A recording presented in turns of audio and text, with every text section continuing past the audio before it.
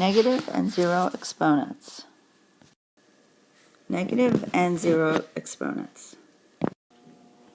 Hi guys, I'm going to go over negative and zero exponents with you again. I know it's something hard for you guys to wrap your brains around, but it's really not that difficult.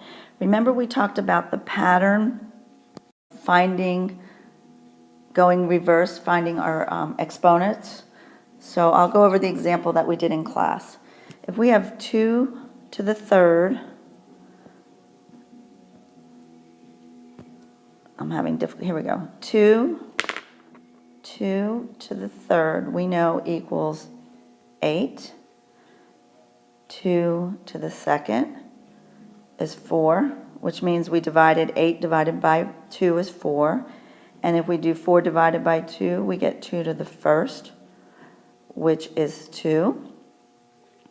And 2 to the 0, if we continue with our pattern, 2 divided by 2 is 1.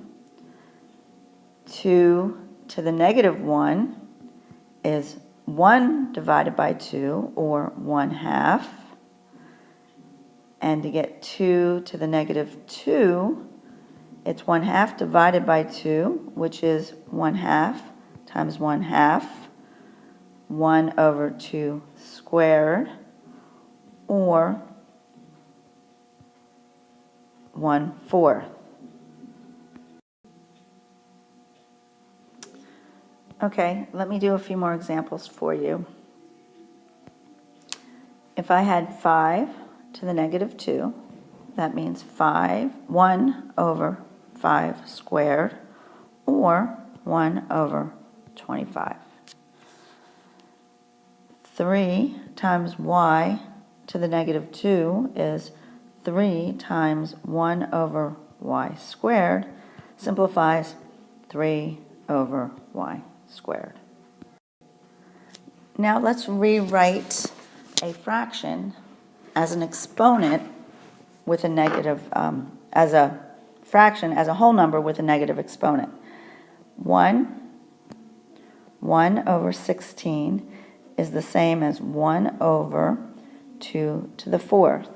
Rewriting that without the fraction bar is 2 to the negative fourth. And if I had 1 over 27, it's the same as 1 over 3 to the third, or 3 to the negative 3. Now I'm going to use the power properties with the negative exponents. 5 to the 10th times 5 to the negative 4 equals 5 to the 10 plus a negative 4, which is now 5 to the 6th.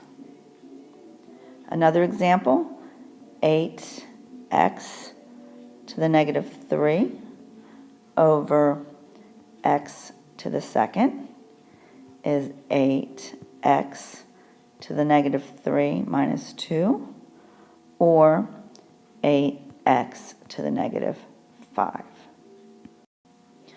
Okay, I'll just show you a few more examples and hopefully you'll be good. Just remember, if you have any questions, ask me again in class tomorrow.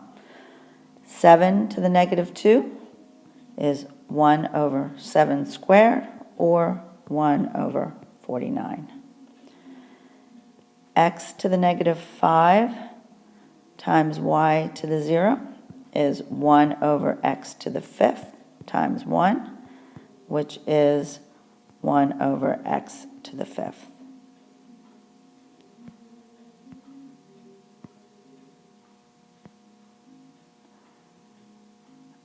One over 25, written without a fraction bar, is 5 to the negative 2.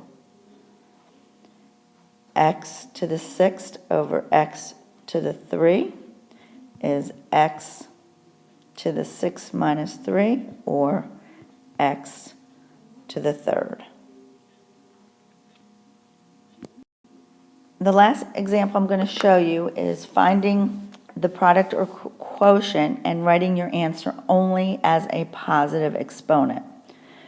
If I have 3 to the 8th power times 3 to the negative 10.